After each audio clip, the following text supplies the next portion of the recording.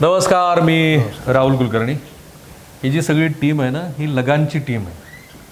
आणि लगानच्या टीमनं भारतासाठी ब्रिटिशांच्या विरोधामध्ये ती जी काही लढाई केली ती तुम्ही बघितली. यांची काही गुजरात्यांच्या बरोबर लढाई नाही आहे, ते फक्त त्यांचे व्यावसायिक प्रतिस्पर्धी आहे. शिवाजी महाराजांचा संदर्भ कुठे आला तर शिवाजी महाराजांच्या विचाराच्या प्रेरणेनं ही सगळी मंडळी वाटचाल करतात. जेव्हा आम्ही एक ही नो योर कंपनीसारखी उद्योग व्यवसायाला वाहिलेली एक मोठी सिरीज करतो आहे, तर त्याच्यामध्ये मराठा एंटरप्रेन्योर असोसिएशन ही मंडळी आमच्याशी अप्रोच झाली. त्यांनी सांगितलं की त्यांनी जात घटक म्हणून आपल्याच समाज बांधवांना एकत्रित करून व्यवसाय सुरू करण्याच्या दृष्टीनं किंवा आहे तो व्यवसाय वृद्धी करण्याच्या दृष्टीनं चांगली मोमेंट हाताशी घेतली आहे. त्यांचं पुण्यामध्ये ह्या फेब्रुवारी महिन्याच्या अखेरीला एक्झिबिशन पण आहे. 50,000 कोटीचा वगैरे व्यवसाय करतात ती मंडळी एकत्रित म्हणून. आणि मला त्याचा बिलकुल आक्षेप नाही वाटत, कारण मारवाडी बंधू घ्या, सिंधी घ्या, जैन मंडळी घ्या, ते एकत्रित जात समूह म्हणून एकत्रित येतात, व्यवसाय वृद्धी करतात. ते पारंपरिक सुरू आहे. सो ही मराठा बांधव मंडळी अशी एकत्रित येत असेल तर कोणाला आक्षेप असायचं काही कारण नाही. पण बैरट साहेब, तुमची ती टीम बघू जरा, ती कुठे आहे ती बघू जरा. कमालच आहे. म्हणजे मी म्हटलं तुम्हाला की हे काय आहे. ही आमची क्रिकेटची टीम आहे. हां, 2023 साली आम्ही चॅम्पियन झालो होतो. जिंकलात तुम्ही. हो, मग खेळाकडनं व्यवसायाकडे जायचं. पण तेव्हा ही सगळी जी मुलं होती त्यांना खरंच क्रिकेट खेळायला येत होतं की तुम्ही आपलं नाही, हे आम्ही बॉक्स क्रिकेट खेळतो. कोणालाच व्यवस्थित क्रिकेट येत नाही. सगळे एकत्र राहण्याकरता, एकत्र एंटरटेनमेंट व्हावी त्यासाठी आम्ही क्रिकेट खेळतो. त्यावेळेस तुमचा सगळ्यात छोटा मेंबर कुठे आहे? सगळ्यात छोटा श्रीपाद चव्हाण. हां, कुठे रे? नाही पण हा आता तुमचा सगळ्यात तरुण मेंबर कुठे आहे इथला? आजचा तरुण मेंबर तुमचा कुठे आहे? अभिषेक तू कुठे आहे इथे? दाखवा मला जरा. हा आहे का? त्यावेळेला तुझं किती वय होतं अभिषेक? माझं 26. राईट. 26 ते 50 वर्ष वयाची ही सगळी मंडळी ह्या क्रिकेट मॅचपासून एकत्रित आली आहे. म्हणून मी म्हटलं की ही लगानची टीम आहे. तुम्ही मॅच झाल्यानंतर एकत्रित बसायचा. येस, मॅचची प्रॅक्टिस करण्यासाठी, टुर्नामेंटसाठी प्रॅक्टिस करायचं. त्या प्रॅक्टिसमधून काही असं विशेष वेगळं काही घडत नाही, पण एकत्र येतो. प्रॅक्टिस झाली की कुठंतरी जेवायला जातो. जेवण झालं की गप्पा मारत बसतो रात्री 2-3 वाजेपर्यंत. त्या गप्पातून, त्या चर्चेतून हे सगळं उभं राहिलेलं. पहिल्यांदा सुचलं कोणाला हे की आपण असं काहीतरी व्यवसाय करायला हवा? हे असं सगळेच एकमेकांच्या व्यवसायाबद्दल विचारायचे आणि सगळ्यांना काहीतरी करूयात, एकत्र येऊन करूयात, पुढे जाऊयात या हिशोबाने झालं. मग प्रत्येकाने आपापले व्यवसाय सांगत गेले. त्यात ह्यांचा व्यवसाय बघायला आम्ही फलटणला गेलो. साखर कारखाना. हो, ह्यांचा हाच व्यवसाय होता. हे अगोदर तिथं काम करायचे पार्टनरशिपमध्ये. त्यांचं बघायला आम्ही तिकडे गेलो. सगळ्यांना वाटलं की हे छान दिसतंय, मोठ्याच्या मोठं आहे व्यवसाय आणि ह्यांनी प्रोजेक्शन्सही चांगल्या दाखवल्या, दिसल्या. चला म्हटलं करूयात सगळ्यांनी. कल्पना सुचली. हो, कल्पना सुचली. सगळ्या गोष्टी जुळून आल्या, जुळवल्या सुद्धा. भरपूर लोकांनी आम्हाला साथ दिली. आमच्या MEAच्या अध्यक्षांनी आम्हाला फायनान्शियली हेल्प पण केली.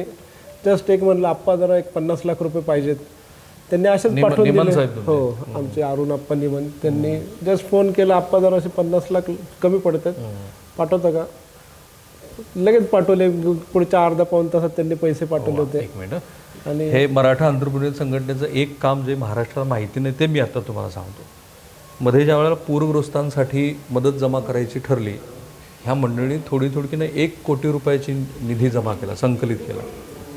त्यांना असं वाटलं की ह्या निधीचं खरोखर नीट लोकांपर्यंत वाटप व्हायला हवं. काय करायला पाहिजे? मग गायी देऊ शकतो का आपण? त्या गायी देण्याचं ठरलं. त्यासाठी त्यांनी पशुसंवर्धन विभागाशी संपर्क साधला, त्यांच्याकडनंच यादी घेतली, त्यांच्याकडनंच गायीची निवड केली आणि ह्या सगळ्या मंडळींनी मिळून त्या 1 कोटी रुपयाच्या गायी दिल्या. पण तुमच्या टीममधली वन ऑफ द स्ट्रेंथ माहिती आहे हे CA आहे. हो, बिकॉज ही नोज एव्हरीथिंग. इकडे या जरा तुम्ही. आणि मी तुम्हाला व्यवसाय त्यांचा दाखवणार आहे, अर्थात फॅक्टरी पण दाखवणार आहे. असं आहे, तुम्ही CA आहात. रॅन्डमली तर आपण काही ठरवत नाही. काही प्रोजेक्ट रिपोर्ट वगैरे बनवले की नाही? मग हो, आता जो नाही, सुरुवातीला स्टार्टिंगला जेव्हा आम्ही भेटायचो, आम्ही जेव्हा जसं साहेबांनी सांगितलं की आमच्या प्रॅक्टिस सेशन झालं की आम्ही 1-2 तास आम्ही जेव्हा डिनरला बसायचो तर प्रत्येकाने पहिल्यांदा आम्ही अनालाइज केले की प्रत्येकाचा व्यवसाय काय, म्हणजे आमचं एकदा डिस्कशन फॅमिली बॅकग्राऊंड काय कोणाचं, ते ह्यातले जे आमचे 11 जण आहेत आमच्यातले त्यातले सगळे जवळपास फर्स्ट जनरेशन 11च लोक घेतली तुम्ही? नाही, टोटल 14 जण होती, त्यातले 11 जण आमच्या टीम ह्या कंपनीमध्ये आले आणि ह्यातले लिटरली 11 जणांचीच टीम झाली. 14 जणांची टीम होते. सुरुवातीला 14ची होती. क्रिकेटची 14 जणांची टीम होती, त्याच्यातून 11 जण ह्या म्हणजे रिझर्व्ह प्लेअर तुमचे 3 थोडेसे बाजूला सर. त्यामध्ये 2 टीम होत्या, एक लेजंड आणि एक रेग्युलर. म्हणजे आम्ही जे लेजंड आहेत ते आम्ही अबाव 45 खऱ्या अर्थाने लेजंड आहेत. अबाव 45 आम्ही तिघं झालोय. आणि फाईन. मग तुम्ही एक कल्पना आली की आपण एक असा व्यवसाय, तो व्यवसाय दाखवणार आहे, मी त्यांची फॅक्टरी पण दाखवणार आहे. तर तुम्ही कल्पना आल्यानंतर काही बिझनेस प्लॅन वगैरे काही केलं? बिझनेस 100% केला. म्हणजे ह्यातले प्रोज आणि कॉन्स, म्हणजे आपण जसं स्वॉट अनालिसिस केले की स्ट्रेंथ, विकनेस आणि थ्रेड्स काय असतील आणि ऑपॉर्च्युनिटी काय आहे. तर आम्हाला एक असं कळालं की यात खूप मोठी ऑपॉर्च्युनिटी आहे. ज्या आपल्या पुण्याच्या विसिनिटीमध्ये जेवढ्या काही कंपन्या असतील त्यांना जे बॅगा लागतात त्या बॅगा आपण सप्लाय करू शकतो. म्हणजे आपलं ट्रान्सपोर्टेशन कॉस्ट कमी होईल, लीड टाइम कमी होईल आणि क्वालिटी प्रोडक्ट देता येईल. त्या माध्यमातून आम्ही असं डिसाईड केलं की हा प्लांट जो आहे हा आपण पुण्यात टाकण्यात यावा. ओके. सेकंडली जे होतं की ही जी इंडस्ट्री आहे ही बेसिकली जास्त कॉन्सन्ट्रेटेड आहे गुजरातमध्ये. मग तिथे तुम्हाला लँड पण स्वस्तात मिळते, वीज पण स्वस्त आहे, धोरणं चांगली आहेत त्यांची. तर त्याला कसं आपण कॉम्पिट करू शकतो, त्यासाठी एकच आमच्याकडे ऑप्शन होता की कॉस्ट ऑफ प्रोडक्शन ही खाली कमीत कमी आणली पाहिजे. मग त्यासाठी आम्ही नाही, पण हे तर नंतरची गोष्ट आहे. पण आधी तर भांडवल जमा करायला लागेल. भांडवलसाठी काय केलं की एक आम्ही अप्रॉक्सिमेटली कॉस्ट काढली या प्रत्येकाची, अख्ख्या प्रोजेक्टची कॉम्पोजिट कॉस्ट काढली. ओके. त्याच्यामध्ये आम्हाला असं कळालं की इथं सोलर पण बसवलं पाहिजे आपण. तर सोलरने अजून 4 कोटीने आमची कॉस्ट वाढली. मग ते कॉस्ट काढून त्यातले जे 30% भांडवल लागतंय त्या 30%ची भांडवलची आम्ही अमाऊंट काढली. ते आम्ही 11 जणांमध्ये डिवाइड केली. ती किती झाली मग प्रत्येकाची? ती जवळपास आता प्रत्येकाने 30 लाख रुपये सुरुवातीला काढले आणि मग नंतर परत एक 6 महिन्यांनी अजून आम्हाला 13 ते 14 लाख रुपये ऍडिशनल काढावे लागले. म्हणजे 30 अधिक 14 44 लाख रुपये प्रत्येकाची गुंतवणूक झाली. आता मी जेव्हा म्हणतो ना की छत्रपती शिवाजी महाराजांच्या विचाराची तशा अर्थाने महाराष्ट्राला आज काय गरज आहे, तर बाकी सगळ्या गोष्टी होत राहतील, पण आपल्याकडे उपलब्ध असलेला रोजगार, आपल्याकडे असलेल्या पॉप्युलेशनचा डेमोग्राफिक डिव्हिडंड आणि त्याचबरोबर अपॉर्च्युनिटी, ह्या सगळ्यांचा एकत्रित विचार केला तर आता हे ठीक आहे, जात समूह म्हणून ते एकत्रित आले, त्यांना एकमेकाबद्दलचे विचार पटले. आजची महाराष्ट्राची खरी गरज काय, तर ही आहे. आणि म्हणून मी म्हटलं की खऱ्या अर्थाने लगानची टीम आहे की ह्यानी जो आज आदर्श महाराष्ट्रासमोर मांडला आहे त्या आदर्शातनं खरोखर तुम्ही प्रेरणा घ्यायला हवी. पण हे कुठे गेले ज्यांच्याकडनं ही कल्पना, या इकडे खरा बिझनेस. आता 40-45 लाख रुपये ठरलं, हे जरा सांगा हे काय होतं? नाही, हे ठरलं ना आधी. ठरलं कसं, म्हणजे हा प्रोडक्ट डिसाईड कसा झाला? विराज. सर ॲक्च्युली ह्या बिझनेसची जी नीड आहे, म्हणजे आपल्या महाराष्ट्रामध्ये सगळ्यात जास्त शुगर फॅक्टरीज आहे. आम्ही सुरुवात केली, हा मार्केट सर्वे केला की महाराष्ट्रात शुगर फॅक्टरी आहे, पण हे बॅग येतात गुजरातवरून. तर त्याचं एक आम्ही रिव्हर्स कॅल्क्युलेशन आम्हाला माने साहेबांनी शिकवलं होतं की त्यात आपण माने साहेब कोण? अच्छा, CS साहेबांनी. तर आमचं हे बॅकवर्ड इंटिग्रेशन आम्ही करत गेलो. प्रोजेक्शन माने साहेब मांडत होते. What is backward integration? की ह्याच्यामध्ये गुजरातवरून जर येत असेल तर तिथं इलेक्ट्रिसिटी स्वस्त आहे, बरोबर, ती हिथं स्वस्त कशी करायची. तर त्यांनी लगेच सांगितलं की सोलारचं आपण इम्प्लिमेंटेशन करू. 1 मेगावॅट पर्यंतचं सोलार जनरेशन आम्ही केलं. शिवाय ट्रान्सपोर्ट कॉस्ट बद्दल त्यांनी माहिती दिली, त्यासाठी स्वतःच्या ओन फ्लीट घेतल्या, तिथं कॉस्टिंग वाचवलं. तर हे सगळं जुळून आलं आणि प्रोजेक्शन त्यांच्या प्रोजेक्ट रिपोर्टमध्ये बसलं आणि तो आम्ही बिझनेस सक्सेसफुली रन करू शकतो. नाही, पण एक गोष्ट तुम्ही जी मला सांगितली, मला त्याच्यावर बिलकुल विश्वास नाही बसला. साधारणपणे इरेक्शन करायला खूप काळ लागतो ना. बरोबर. एखादी इंडस्ट्री उभा करायची वर्षभर, 8 महिने. तुमचं स्टँडर्ड पिरियड काय होतं, किती दिवसात केलं तुम्ही? सर 6 ते 8 महिने लागतात इरेक्शन कमिशनिंग अशा फॅक्टरीसाठी, या फॅक्टरीसाठी. आज आम्ही आवर्जून सांगू शकतो की आम्ही 16 दिवसात हा इरेक्शन कमिशनिंग करून प्रोडक्शन चालू केलं. हे इम्पॉसिबल आहे असं बऱ्याच प्रेक्षकांना वाटेल. नाही सर, आम्हाला दादांसारखी साथ, माने साहेबांसारखं प्रोजेक्शन असेल आणि आम्ही काय हो तुम्ही केलं कसं? आम्ही आमच्या बँकेचं डिस्बर्समेंट लेटर, पहिलं डिस्बर्समेंट दाखवू शकतो. आधी तुम्ही डिस्बर्स, आम्ही पहिलं डिस्बर्समेंटची तारीख दाखवू शकतो आणि आमची इनॉग्रेशनची तारीख दाखवू शकतो. तुम्ही असं म्हणत आहात की जे अत्यंत अविश्वसनीय वाटेल लोकांना केवळ 16 दिवसात इरेक्शन झाली, कंपनी तयार झाली. Yes sir. आणि कितव्या दिवशी प्रोडक्शन सुरू झालं? 28व्या दिवशी आमची पहिला डिस्पॅच इथून निघाला. विथ इनवॉइस डेटवर आम्ही राखू शकतो. तुमच्यापैकी कोणाचा नंबर दिला तर महाराष्ट्राला काही हरकत नाही, कारण खूप फोन येतील. श्रीपाद या इकडे. Be ready to receive number of phone calls. Number सांगा बरं तुमचा. 9764709709. फाईन. आता तुम्हाला नंबर दिलाच आहे, ह्यांना फोन करा. माझा प्रयत्न एवढाच आहे की ह्याच्यातून तुम्ही प्रेरणा घ्या. 28 दिवसामध्ये तयार झालेली पहिली मी फॅक्टरी बघतोय, तर त्याच्यात आधी सुरुवात आपण हे करू की हे सगळ्यात मोठी साईज किती असते आपली? साधारण सर 48 काढूया का ह्याला? जरा बघा. हां. ही तुमची सगळ्यात मोठी साईज. मोठी साईज आहे. स्टार ग्रुप घोडावत साहेबांचा, संजय घोडावत साहेब. संजय घोडावत. ही साईज सगळ्यात मोठी. ह्याच्यामध्ये DOC आपण म्हणतो, जे पशुखाद्य आहे. हा, त्याच्यासाठी कोंबड्यांसाठी.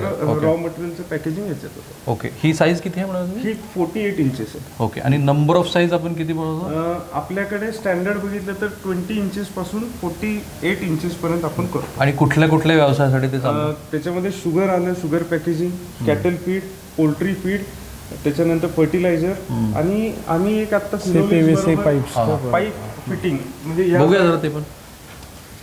साध्या पोत्याचाच व्यवसाय आहे. आत्ता 35 कोटी त्यांचा टर्नओव्हर आहे. ब्रेक इव्हन आलेलं नाही पाण्याचं, अजून आलेलं नाही ब्रेक इव्हन. ब्रेक येऊन आलेलं आहे. Payback बाकी आहे. बायबॅक ब्रेक इव्हन आले, बायबॅक बाकी आहे, पेबॅक बाकी आहे. निघायची बाकी आहे. Correct. आणि त्यांची इच्छा आहे की प्रत्येकाला किमान 4-5 लाख रुपये तरी महिन्याला मासिक मिळाले पाहिजेत. ही चांगलीच तुमची अपेक्षा आहे. आणि एम्प्लॉईची इच्छा नाही, आम्हाला मिळणार आहे. त्या दृष्टीने आम्ही प्लॅन केलेलं आहे. आणि सध्या एम्प्लॉईज आहे तुमच्याकडे 135. ही सगळ्यात छोटी साईज आहे. ही सगळ्यात छोटी साईज. आणि reputed brand Finolex, total Maharashtra नाही इंडियामध्ये या बॅग जातात. ग्रेट. आणि आता तुम्ही ज्या ज्या कंपन्यांना सप्लाय करता माल, त्या कुठल्या कुठल्या कंपन्या आहेत? गोदरेज आहे, गोदरेज, जुवारी आहे, ज्वारी, जाफा आहे, Japfa, Baramati agro, Baramati poultry, Panchganga sugar, Shri Shri Sadguru, Gokul पण आहे आमच्याकडे, नंदन पण आहे, बारामती शुगर दूध संघाची आहे, संत तुकाराम पण आहे, संत तुकाराम जवळची आहे आम्हाला, ते त्यांचं कायम सपोर्ट पण असतो. स्टार ग्रुपचं आहे घोडावत यांचं. आणि अजूनही काही कंपन्यांबरोबर बोलणं चाललंय. त्यांना 3 वर्षाचं बॅलन्स शीट लागतं, त्यामुळे आम्हाला थोडं अजून त्यांच्याबरोबर झालेलं नाही आम्ही त्यांच्या. प्रेक्षकांना जी आणखीन एक उत्सुकता असते की जी आपली नेहमीची पद्धत आहे की आपण कंपनीच्या आतमध्ये पण जातो, तिथे पण आपण जाणार आहोत. पण मग त्याच्या आधी मला भैरड साहेब सांगा की एकमेकांना मदत करून हा व्यवसाय वृद्धी झालेली मला दिसते. लोकांनी कशी मदत केली ह्या 11 जणांच्या टीमशिवाय? लोकांनी सगळ्यांनी इनपुट्स दिले. आमच्याकडे ह्या साखर कारखान्याचा हा चेअरमॅन माझा नातेवाईक आहे, तिथलं MD माझा ओळखीचा आहे. तुम्हाला रॉ मटेरियल पाहिजे त्यासाठी कोणतरी दुबईवरनं इम्पोर्ट करून तुम्हाला देण्यासाठी तयार आहे. हे अशा सगळ्या इनपुट्स येत आल्या.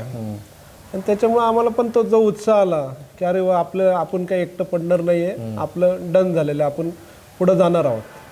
आणि होत गेलं, केलं, व्यवस्थित झालं, छान चालू आहे. 11 जण भांडता की नाही एकमेकांशी? नाही, भांडत नाही. आमचे जे आहेत ते हे होत राहतं की डिस्कशन म्हणतात. मतभेद नॅचरल आहे ना, कारण तुम्ही सगळ्यांचं फॅमिली बॅकग्राऊंड वेगळं, सगळं भांडण नाही. भांडत असं नाही, मतभेद म्हणजे एखादी पॉलिसी काही नाही झालं तरी आम्हाला व्यवसाय करायचा हे एकच उद्दिष्ट आहे. आम्हाला भांडून ते बंद नाही करायचं. आम्हाला अजून ह्याच्यापेक्षा चौपट वाढवायचं आहे, अजून वेगळ्या वेगळ्या बिझनेसमध्ये पण जायचं आहे. त्यामुळं भैरड साहेब, मराठा तरुणाला तुम्ही काय सांगाल बरं? मराठा तरुणांना सांगेल की तुम्ही MEA सारख्या संघटनेमध्ये या. तो तर एक भाग असं जसं आहे माइंड आहे तसं आता 1000 मेंबर्स आहेत, तर रोज दिवसाड एखादी कंपनी फॉर्म व्हायला पाहिजे. त्या ह्याच्यातून पुढच्या 2-4 वर्षामध्ये 10 ते 15 हजार कोटीचा टर्नओव्हर व्हायला पाहिजे. ती MA जो आहे, मग तिथे आमचा एखादा यंग मुलगा शिकलेला वगैरे MA मधला, त्याला आम्ही असं MD वगैरे सारखं बसवलं आणि मग आम्ही कॉम्पिट कोणाला करू शकू, तर आम्ही अदानी ग्रुपला, अंबानी ग्रुपला कॉम्पिट करू शकू. मला खूप छान वाटलं तुम्ही त्या मोठ्या माणसाची नावं घेतली. आणि ती आमची इच्छा आहे. नाही, खरंच MA जावं तिथं पुढपर्यंत. नाही. आणि मला त्याच्यात नेहमी ह्याच गोष्टीचं समाधान वाटतं की मराठी मनुष्य हा अत्यंत सचोटीनं, कल्पकतेनं आणि कुणाला न फसवता व्यवसाय करतो. मी गेल्या 1.5 वर्षामध्ये इतक्या उद्योगपतींना आणि इतक्या कारखान्यांना आणि इंडस्ट्रीला भेट दिली आहे की मला असं लक्षात येतं की मला कुणालाही नावं ठेवायची नाहीत, पण आपल्या मराठी माणसामध्ये ही जी साधारण धारणा आहे, मराठा समाजामध्ये तर ती खूप जास्त आहे की आपण व्यवसाय करू नये असं साधारण वाटतं. पण आता तो बदललं पाहिजे. नाही सर, पण एक सांगू की आपल्या मराठी लोकांना जगाला, आपल्या बाहेरच्या जगाला आपल्या मराठी लोकांपासून, मराठा लोकांपासून त्यांचा जो प्रामाणिकपणा आहे बाहेरच्या जगासाठी, म्हणजे आपल्या सगळ्यांचा बाहेरच्या जगात जो प्रामाणिकपणा आहे तो त्या जगाला हवा आहे, जो त्या जगाला दुसरीकडे कुठं मिळत नाही. त्यासाठी असे लोक चालून येतात की तुम्ही आमच्याबरोबर या, हा बिझनेस करू, तुम्ही हे जरा बघा काय होतंय का. त्याचं कारण अजून हे पण आहे ना की तुम्ही सगळ्या व्हरायटीज दाखवा. किती साईजच्या आहेत, किती व्हरायटीज आपल्या? सर ऍक्च्युली 20 प्रकारच्या बॅग इथं 20 प्रकारच्या flexo bag, BOPP bag, laminated bag आणि त्याच्या वेगवेगळ्या साईजेस आणि वेगवेगळ्या कंपन्यांसाठी वेगवेगळ्या स्पेशलाइज्ड बॅग इथं बनतात. राईट. आणि कुठलीही बॅग बनत नाही असं नाही. आम्हाला अगदी सॅम्पल जरी दिलं तरी आम्ही त्याच्यावरून त्या बॅगेचे स्पेसिफिकेशन काढून आम्ही ते बॅग देऊ शकतो. ग्रेट. आणि महत्त्वाचं त्यांच्याकडे लॅब आहे. मी आता थोडीशी लॅब बघितली की जी तुमची जो कुठला प्रॉडक्ट आहे त्याची स्ट्रेंथ आणि स्ट्रेस दोन्ही चेक करते, त्यातलं मटेरियल बघते. मला एवढंच वाटतं की अशा आपल्या बांधवांच्या बरोबर तुमच्या व्यवसाय वृद्धीला तर संधी आहे, पण मानेसाहेब किंवा कुणीतरी मला सांगा कोण काय रोल प्ले करतं याच्यामध्ये? म्हणजे हे दोघं जण आहेत ते प्रोडक्शन बघतात फुल प्लेसमध्ये, राईट. आणि बाकीचं मटेरियल मोबिलायझेशन साठी मटेरियल मोबिलायझेशन बालाजीराव बघत असतात. अच्छा, पूर्ण नावं सांगा बरं जरा. बालाजी कदम. तुमचं? मी अमित भगवंतराव नांद्रे. अभिषेक थोरवे. अभिषेकराव, तुम्ही काय करता? मी मार्केटिंगचं काम. तुमचं? रोहित यशवंत कदम. 2 कदमाची मेजॉरिटी नाही ना? ठीक आहे. हां, तुम्ही काय करता? मी पूर्ण आता प्रोडक्शन बघणं, पूर्ण माल इन होऊन आउट कसा होतो, एंड टू एंड पूर्ण मी बघतो, मी आणि श्रीपाद. तुम्ही? मी श्रीपाद यशवंतराव चव्हाण. तुम्ही काय करता? मी आणि रोहित आम्ही एकत्र सगळं इथं फ्लोअर वर्किंग बघतो. पूर्ण प्लांटचं टेक्निकल गोष्टी सगळ्या आम्ही हँडल करतो. डिस्पॅच असेल, इथं येणारा जो ऑर्डर जी येते मग त्या ऑर्डरचं सॅग्रिगेशन कसं करायचं, कुठल्या गोष्टी कुठं प्लेस करायच्या, ते कशा आउट होतील, त्याच्या सगळ्या गोष्टींचं प्लॅनिंग आम्ही सगळं इथं ऑन फ्लोअर करतो. भैरट साहेब, तुम्ही काय वतनदार का, म्हणजे मूळचे इथलेच का? नाही, मी मूळचा पुण्यातला आहे, पुण्यामधला आहोत, पण मी इकडे गेले 20 वर्ष ह्या भागामध्ये काम करतोय. आणि तुम्ही what role you play here?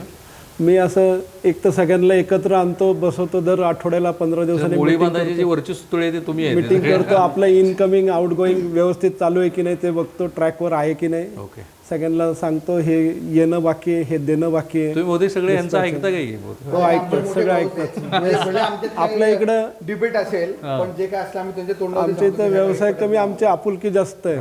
म्हणजे आम्ही एकमेकांना दादा. पण त्यातलं इंटरेस्टिंग भाग जे भैरट साहेब मला सांगतील, ही मंडळी ह्या क्रिकेटच्या मॅचला 2023ला एकत्रित आली, त्याच्या आधी तुम्ही कुणीही कुणाला ओळखत नव्हतं? नाही, थोडंफार ओळख होती ना. दरवर्षी आम्ही हे गेले 10 वर्ष क्रिकेटच्या टुर्नामेंट चालू आहे. नॉट नेसेसरी दरवर्षी आम्ही एकत्र येऊ क्रिकेटच्या मॅचेसला. आम्ही आता 10 वर्ष खूप जण, म्हणजे जवळजवळ 150 लोक त्या क्रिकेट टुर्नामेंटला असतात. मग ऑलमोस्ट सगळेजण एकमेकांच्या टीममध्ये खेळलेले झालेलं आहे. पण तुम्हाला कोणी असं म्हटलं नाही का की तुम्ही काय जातीय संघटनेचं करता वगैरे काम? नाही, असं काही नाही. कुणी नकारात्मक प्रतिक्रिया दिलेली नाही है ना? काही कोणाला असं असे काही नाही. हा एक व्यवसाय वेगळा आहे, तो व्यवसाय वेगळा आहे. आपण काय बघतो की पहिला देश आपला, मग महाराष्ट्र आपलं, मग आपलं कुटुंब, आणि नंतर आपण. त्या पॉईंट ऑफ व्ह्यूने आपण. मी हा जाणीवपूर्वक प्रश्न विचारला कारण त्यांनी वरच्या सभागृहाला जे नाव दिले ते रतन टाटाचं दिले. त्यांच्या अनेक कार्यक्रमाला वेगवेगळ्या क्षेत्रात येतात. तिथे महाराष्ट्र स्टेट कोऑपरेटिव्ह बँकेचे विद्याधर अनास्कर येऊन पण वेळोवेळी त्यांना मदत करतात. वेगळ्या बँकेची मंडळी येतात. हे अदानीचं पॉवर हाऊस बघायला गेली होती सगळी शरद पवारांच्या मदतीने. करेक्ट, बरोबर. तुमचं काम नाही सांगितलं मला? वामन हरपुडे. प्रिंटिंग आणि डिझायनिंग जे काय असेल ते प्रकार करतो. राईट. आणि तुम्ही तर काय मग फायनान्स सगळं? ना, फायनान्स ना, ओव्हरऑल प्लॅनिंग, फोरकास्टिंग काय की 5 वर्षांनी आपण कुठल्या लेवलला जायचं आहे. म्हणजे आमच्या कंपनीचं जे नाव ठेवलं आपण, महा इंड ओव्हरसीज, म्हणजे महाराष्ट्र, महाचं महाराष्ट्र, इंडचं इंडिया, ओव्हरसीज म्हणजे ग्लोबल, म्हणजे आपल्याला ग्लोबली जायचं आहे. ते आमचं बेसिक एम आहे कंपनीचं. मी विराज बाबर, मार्केटिंग आणि टेक्निकल, म्हणजे त्या आधी जे बाबर जे आमदार होते त्यांचा काय नाही, भावकी येते आडनाव. ओके. माझ्याकडे मार्केटिंग आणि पूर्ण टेक्निकल पार्ट माझ्याकडे आहे, बॅग स्पेसिफिकेशन संदर्भात. फाईन. केवळ 2-3 वर्षामध्ये ही कंपनी इथपर्यंत पोहोचली. आता त्यांनी जो ओव्हरसीज हा शब्द सांगितला, ही जी कंपनी आहे की जी ओव्हरसीजला जाऊ इच्छिते, त्या कंपनीचं इन्साईट पण आपण जाऊया. चला सर, थँक्यू. चला जाऊया मध्ये. ऑल साइजेस आणि आता आपण लोडिंग अनलोडिंग सेक्शन Loading, पहिल्यांदा इथून raw material raw material invert sample मागवता येईल का रॉ मटेरियलचं Yes. मागून घ्या तो साधारणपणे रॉ मटेरियल काय लागतं असतं हे पेट्रोकेमिकल प्रोडक्ट आपण म्हणू शकतो. हा पेट्रोकेमिकलचा बाय प्रोडक्ट आहे, त्याला पीपी म्हणतो, पॉलिप्रोपिलीन.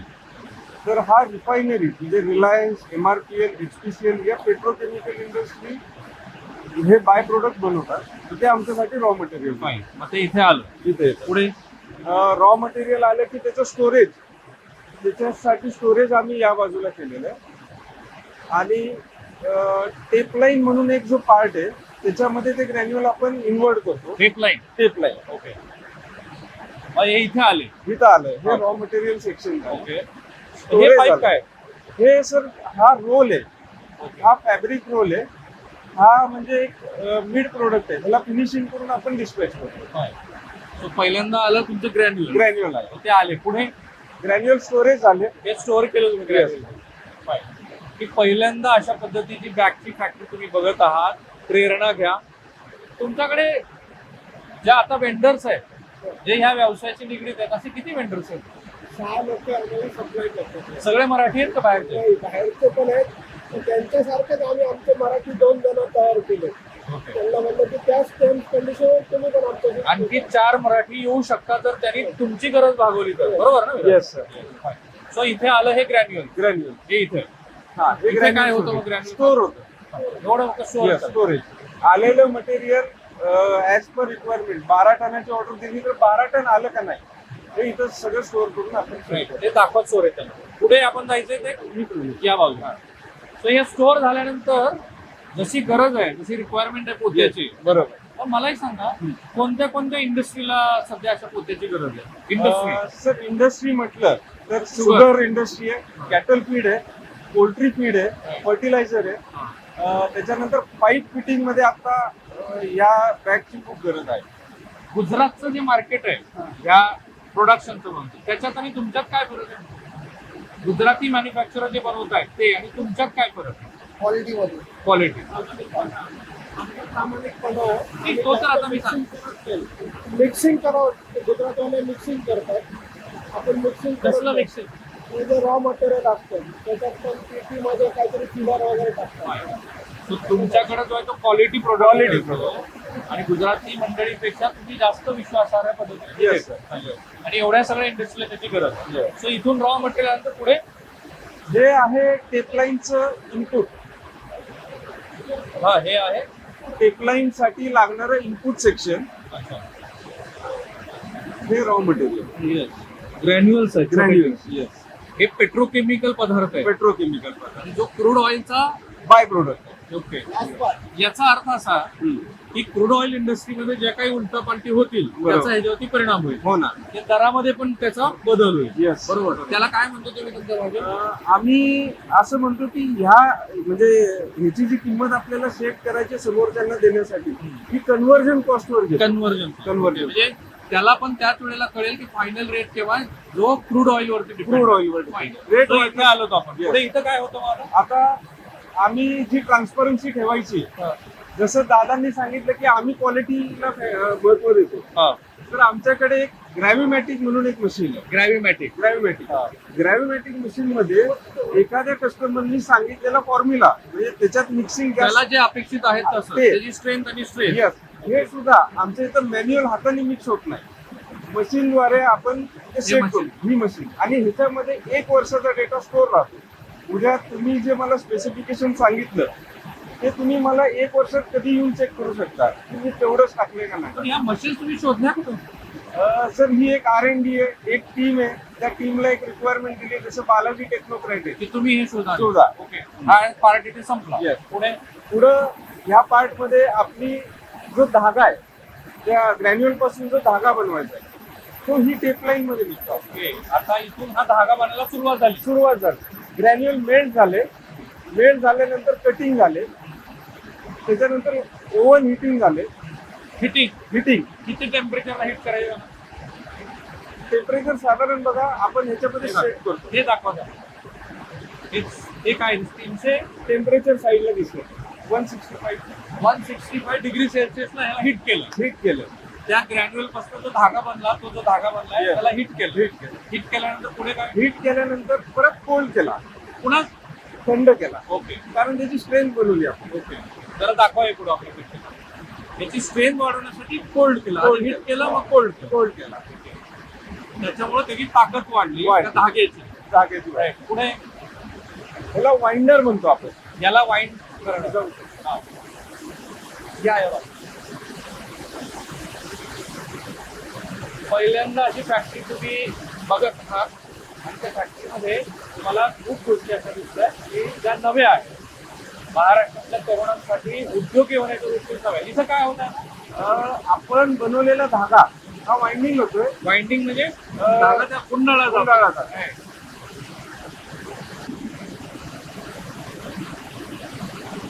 हा ऍज पर रिक्वायरमेंट. जशी त्याची गरज. हा बनला. पुढे हा धागा लूम मला सेक्शन. ना खूप आनंद वाटतो की एक अशी कल्पना मला सुचली की उद्योग व्यवसाय जे महाराष्ट्रात होत आहेत त्या उद्योग व्यवसायाची चित्र इनसाइड फॅक्टरी तुम्हाला दाखवायला पाहिजे. किती वेगळ्या पद्धतीच्या फॅक्टरीज मी दाखवली तुम्हाला. बिअरची पण फॅक्टरी दाखवली. त्याच्यात कोणाला काय नैतिक मुद्दे मांडायचे असेल तरी मांडावे, पण ही खरी प्रेरणा. पण हे वेगळ्या कलरचे धागे कसे? आता कस्टमरची रिक्वायरमेंट आपली ब्राऊन असेल तर आपण ब्राऊन बनवतो. कलर पण ऍड कसे होतात? त्याच मशीन मध्ये जे मी तुम्हाला सक्शन मशीन दाखवली त्याच्यामध्ये फॉर्म्युला सेट करायचा, कलर टाकायचा. कलर टाकून की तो किती पर्सेंट पाहिजे तुम्हाला, तो कलर तुमच्या पॅन्टॉन प्रमाणे आहे का, तो ती मशीन सेट करते ऑटोमायझेशन. पण तो जो कलर आहे तो मानवी शरीरासाठी मध्ये जो खूप सारे घटक आहेत. हो. साखर आहे, हो आणखी वेगळ्या गोष्टी आहेत, खाद्यपदार्थ पण आहेत. बरोबर. पशु खाद्य. त्याचं काय स्टँडर्ड? सर हे मटेरियल येतं ना फूड ग्रेड मटेरियल येतं. त्याचं एक सर्टिफिकेट आहे की ह्याला आपण म्हणू शकतो की फूड ग्रेडसाठी म्हणजे फूड ग्रेड प्रमाणे आलेलं मटेरियल. त्याच्यामध्ये कुठलेही रासायनिक पदार्थ नाही. हे कलर झाले. आता या ठिकाणी तुमचं वेविंग सेक्शन. विविंग. आता इथे विविंग बनतं. इथं वेविंग. आता इथे कसं बनणार? आता ह्याच्यामध्ये दोन प्रकारचे वेविंग होतात, एक हॉरिझॉन्टल आणि व्हर्टिकल. ओके. एकाच वेळेला एकाच वेळी आपण चालू करून घेऊ. चालू केलं. हे व्हर्टिकल पण सुरू झालं आणि हॉरिझॉन्टल पण. एकाच वेळेला दोन्ही गोष्टी होतात. दोन्ही आणि मग हे हळूहळू वेविंग वर तयार होत चाललं. वर तयार होऊन रोल होतात. आता ह्याचं कापड इथे तयार झालं. कापड तयार होतं. आता हे लाईन किती आहे? Total 30 line 30 30 line. या 30 लाईनवर जे ऑपरेटर आहे ती मराठी मुलं नसणार. Actually machine is from Kanpur. याचं ट्रेनिंग सेंटर कानपूरला आहे. तर त्या कानपूरमधून जे ट्रेनिंग घेऊन येतात ती लोक इथं ऑपरेटर म्हणून येतात. तर आता काही मराठी मुलांनी हे बघितलं, येस, त्यांना असं वाटतं की मला हे शिकायचं आहे. करू शकतो सर. साधारण पगार काय ऑपरेटरला? ऑपरेटर आमच्या इथं साधारण 18,000 पासून 36,000 पर्यंत पगार 18 ते 36,000. किती तासाचे आर्स आहेत? 8 तासाचा. सो इथे ही 30 लाईन वरती हा कापड तयार झालं. Yes. पुढे हा कापड इथं स्टोअर झाला पूर्ण पूर्ण तयार झालेलं कापड आहे. Yes. रोल आउट होत Roll out. रोलिंग होत चाललं. साधारणपणे कुठल्याही साखर उद्योगामध्ये तुम्ही अशा पद्धतीचे पिशव्या पोते बघितले. आता मला एक सांगा, हे जे वेगळे मॉल्स आहेत, रिलायन्स असेल, महिंद्राचे पण मधल्या काळामध्ये होते, यांच्यासाठीचं जे छोटे छोटे पॅकेजिंग लागतं बरोबर, ते आपण बनवत नाही का? बनवतो ना. आपण युनिट 2 ज्यासाठी केले आता नवीन केलं जे केले ते फक्त 1 kg 2 kg 5 kg पॅकेजिंगचे युनिट आपण केले. की जो तुम्हाला मॉल्स आणि याच्यासाठी देतात. येस. माने साहेब, सीए कुठे गेले तुमचं? सीए साहेब, एक प्रश्न असा त्यांनी आता उत्तर दिलं की आता तुम्ही छोट्या पॅकेजिंग मध्ये पण उतरत आहात, बरोबर? ह्या व्यवसायाचा बिझनेस प्रॉस्पेक्ट काय? पुढं फ्युचर कसं तुम्ही बघता? सर ह्याच्यामध्ये एक्सपोर्ट म्हणजे येणाऱ्या काळात आम्ही आता डोमेस्टिक करतोय, पण आपल्या इथं जी म्हणतो आपण भारतामध्ये लेबर कॉस्ट कमी म्हणतो, जी फॉरेनमध्ये जास्त आहे. ह्या सेक्टरला एक्सपोर्टसाठी खूप मोठं डिमांड आहे खूप मोठं. एक्सपोर्टपेक्षा जी आपली कॅप्टिव्ह रिक्वायरमेंट आहे, म्हणजे जी आपली भारताची पॉप्युलेशन आहे 140 कोटी. 140 प्रत्येक वर्षाला 5-6% वाढते.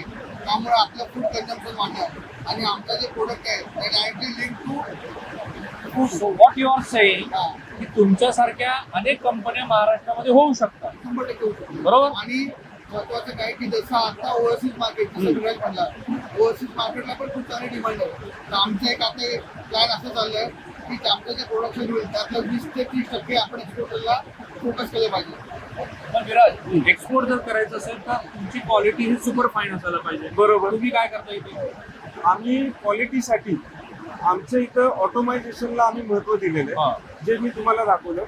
ह्याच्यामध्ये कुठलाही मॅन एरर क्वालिटी खराब होईल हे काम करत नाही.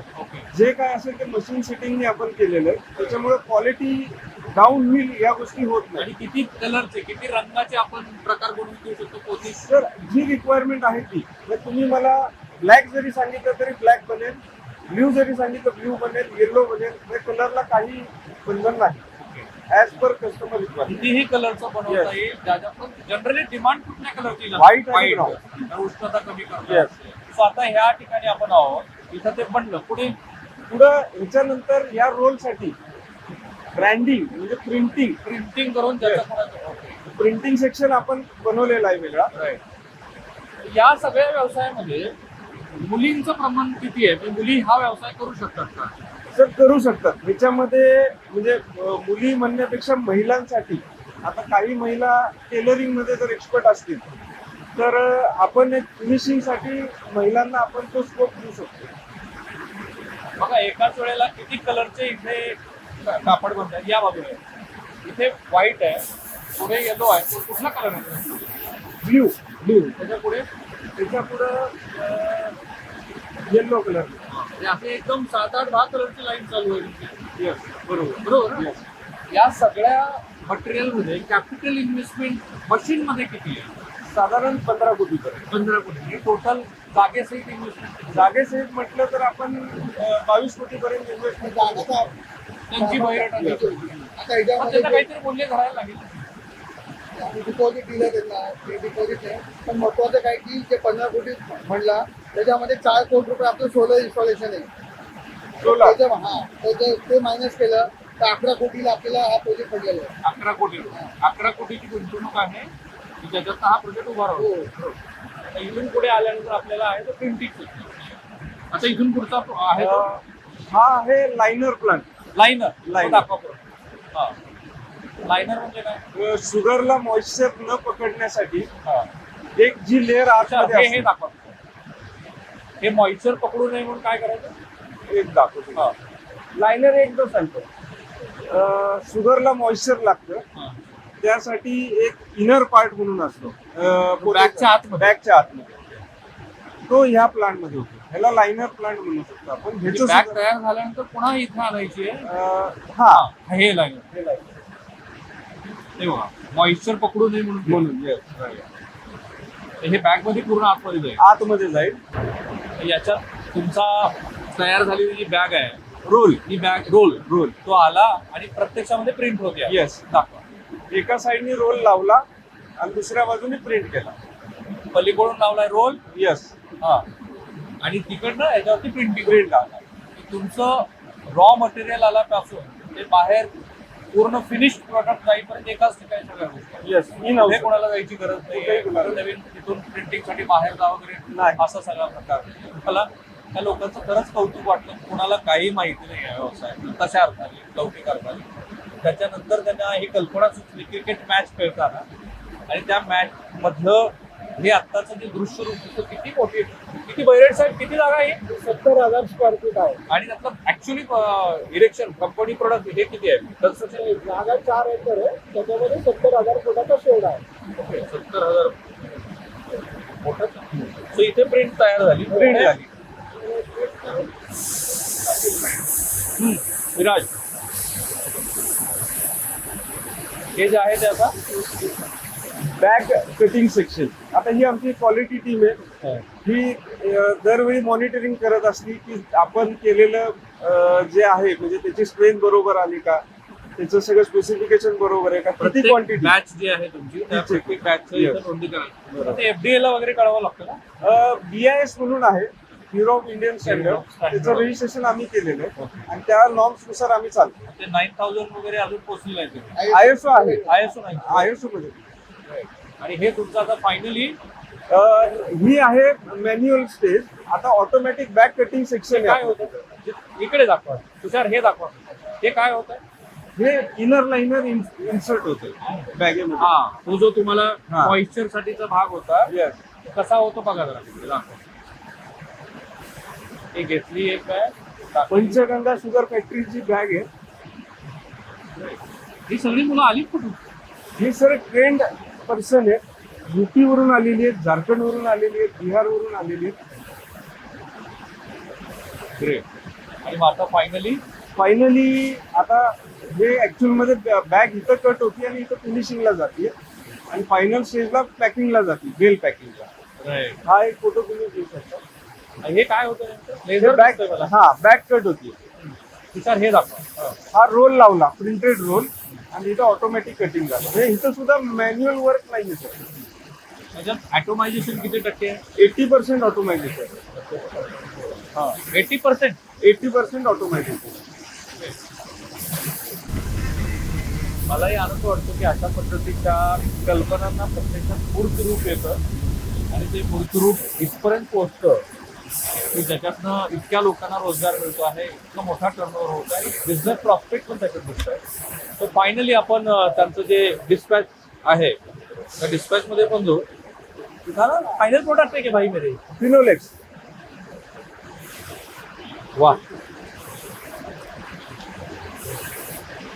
क्रिकेटच्या मॅच पासून ते फिनोलेक्सच्या बॅग पर्यंत मलाच आनंद वाटला तुमच्या फॅक्टरीला व्हिजिट करून. विराज हॅपी. खरोखरच इंटरेस्टिंग आहे. काय कल्पनेला रूप दिलं. किती प्रकारच्या बॅग आहेत बघायच्या. सर ही बारामती ॲग्रो. हे बारामती ॲग्रो, हे फिनोलेक्स, हे अजून बारामती ॲग्रो. साधारणपणे बैरटचा मराठी माणसाचा एकमेकांना मदत करण्याचा दृष्टिकोन कसा असतो. करतात तिथे काही जातीभीतीचा संदर्भ नाही.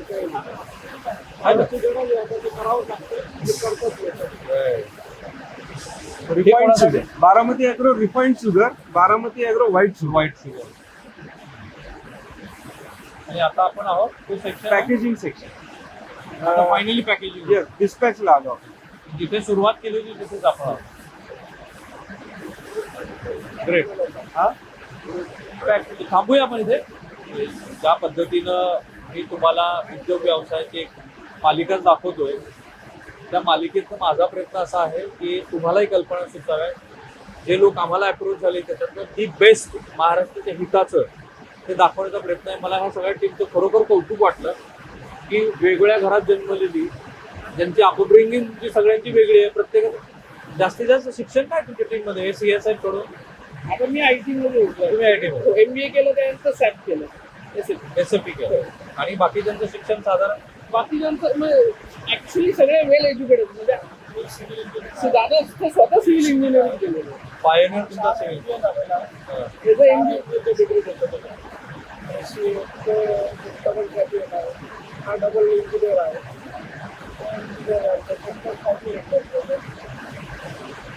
सगळे शिकलेले, एकत्र येऊन करायचं जोश चला तुम्हाला यातून शिकण्यासारख्या पण बऱ्याच गोष्टी आम्हाला. म्हणजे फॉर एक्झाम्पल मी IT मध्ये होतो, मी मॅनेजमेंट काही गोष्टींचं बघायचो. तिथं आल्यानंतर मी मेहनत किती करतो आणि मी वेळ किती देतो, याच्यापेक्षा मी या गोष्टीचं प्लॅनिंग किती करतो याच्यावर हा सगळा खेळ डिपेंड आहे. हे शिकलो मी. प्लॅनिंग चांगलं असेल तर तुमचं कुठलाही वर्क असू दे हे सक्सेसफुल होणार म्हणजे होणारच. अपयश याचं काही कारण नाही. या नोटवरती थांबूया. Thank you so much. तुम्हा सगळ्या मंडळींचं बघूया. तुम्हा सगळ्या मंडळींचे आभार. या मालिकेतला MEAच्या वतीनंच आमच्याकडे ते अप्रोच झाल्यानंतर यातले 5 भाग आम्ही करणार आहोत निवडक, आणि त्याच्यानंतर मग उर्वरित भागाकडे आम्ही जाऊया. कारण ही खरी महाराष्ट्राची गरज आहे. राजकारण चालू राहतं, ते काही संपणार नाहीये. समाजातले वेगळे प्रश्न तेही चालू राहतात, पण सोल्युशन पण दिलं पाहिजे. This is the best solution, one of the best solution. आणि अशा खूप साऱ्या गोष्टी. मी फ्रान्सला पण जाणार आहे, मी अमेरिकेमध्ये पण जाणार आहे, मी दुबईला पण जाणार आहे. जगातल्या सगळ्या कोपऱ्यात 129 देशामध्ये मराठी मनुष्य पोहोचलाय, उद्योग व्यवसाय करतोय. दुबईमध्ये एका गृहस्थाची 32,000 कोटी रुपयाची फॅक्टरी आहे. ती पण तुम्हाला मी दाखवणार. तो या मालिकेबद्दल तुमचं मत सांगा. या कशा अर्थाने जात समूह म्हणून जरी ते एकत्रित आले असले तरी ही जी युनिक कॉन्सेप्ट त्यांनी मांडली त्याच्याबद्दल तुमचे मुद्दे सांगा. काही पॉईंट्स असतील तर त्या व्हिडिओच्या कमेंट बॉक्समध्ये तुम्ही जरूर सांगा. थांबूया आपण. थँक्यू, धन्यवाद, आभारी आहे.